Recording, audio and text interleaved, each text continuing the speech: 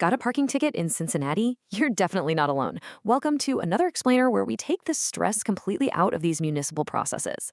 Today, we're tackling something pretty much every driver has dealt with: Cincinnati parking tickets. We're going to decode the whole system, show you exactly how to handle it step by step, and get you back on the road with zero stress. So picture this. You're walking back to your car after a really great afternoon downtown, and boom, there it is, that little slip of paper tucked right under your windshield wiper. Finding a ticket is, well, it's incredibly frustrating. But hey, don't sweat it. I'm going to show you the absolute quickest, most hassle-free way to resolve it online, way before those annoying penalties even have a chance to kick in.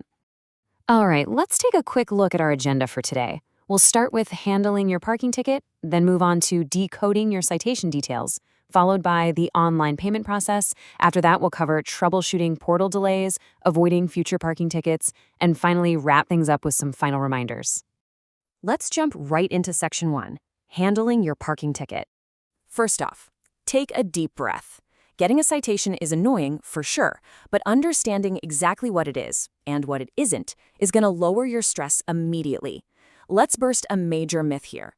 A Cincinnati parking infraction, or CPI, is strictly a civil infraction, meaning it is not going to put points on your Ohio driver's license, it won't trigger any moving violation penalties, and it absolutely, positively does not go on your criminal record.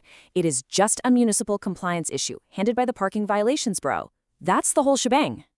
Moving right along to Section 2, decoding your citation details. So we need to grab the exact information from that physical ticket to actually find it in the city's digital system. And the really great news here, you don't even need to create a special portal account to search for it. You literally just need to plug in one of three key pieces of info. The fastest way is popping in the citation number, which is printed right there on the ticket. But hey, if you lost that little slip of paper, don't panic. You can just enter your license plate and state to pull up all open liabilities tied to your car. And if you literally just bought the car and don't even have plates yet, you can use the 17-digit VIN, which you can usually find right on your dashboard. Okay, this part is absolutely crucial, and it all comes down to speed. A standard $45 or $50 fine rapidly escalates into a massive headache if you just let it sit on your kitchen counter. Look at this. If you ignore it past 14 days, they automatically tack on a $10 late fee. And after 21 days, the base fine strictly doubles, no way around it. That is a seriously steep penalty just for forgetting to log on, right? All right, Section 3, the online payment process. Now that you're armed with your ticket details and hopefully a healthy sense of urgency, let's get this paid off. This is probably the most important piece of info in this whole explainer. Type this exact URL directly into your browser: cincinnati.citationportal.com. This is the official, secure City of Cincinnati government database portal for these civil parking infractions. Always make sure you're on this official site so you can dodge those sketchy third-party payment scams. The actual process here is incredibly streamlined. Step 1, just hit that URL. Step 2, carefully input your ticket information.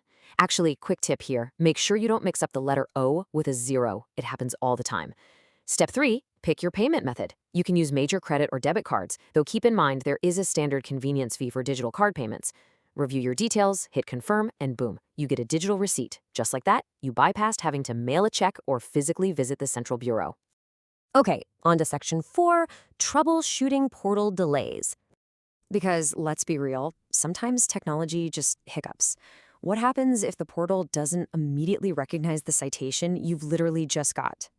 Well, if you hit an error trying to find a newly issued ticket that starts with the numbers 992, seriously, do not panic. The city actually put out an official notice confirming there are occasional manual data entry lags between city departments and the Parking Violations Bureau.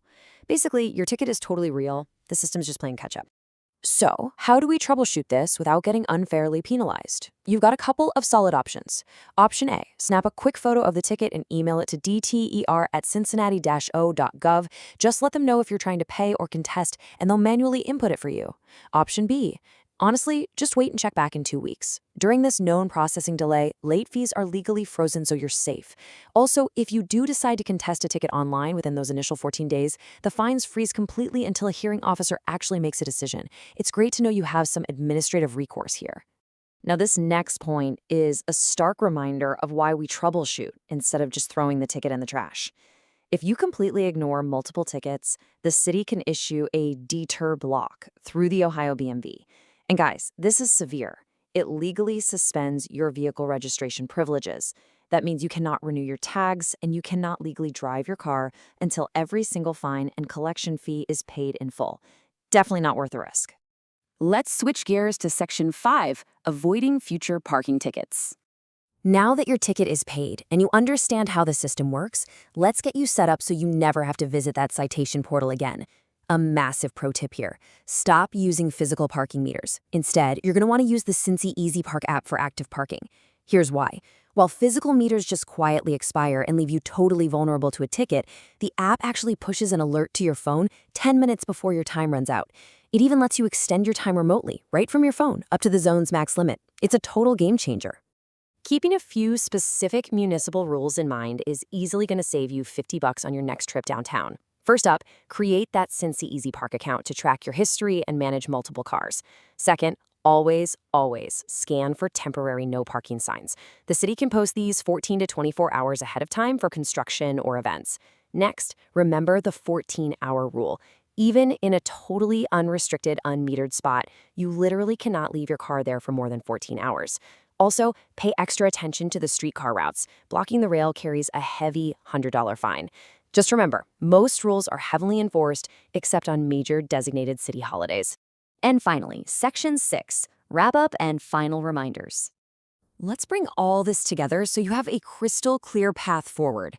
Handling this process online saves you immense time, stress, and prevents those fines from doubling.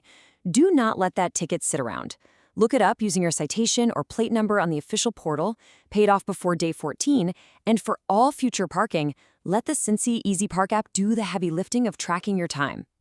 We'd really love to hear your experiences with this. Have you ever successfully contested a ticket in Cincinnati? Or do you have a secret parking spot you swear by? Drop your own personal parking tips down in the comments. And hey, if you found this explainer helpful and it saved you a bit of stress today, please hit that like button and subscribe for more easy-to-follow visual guides. Finally, just a quick disclaimer. This explainer is strictly for educational purposes. Local municipal ordinances and portal URLs can sometimes update, so always double-check the official City of Cincinnati website for the absolute latest procedures and fine schedules. Now that you're armed with the insider knowledge to handle these citations efficiently and ideally avoid them entirely, how will you change where and how you park tomorrow? Thanks so much for learning with us, and drive safe out there.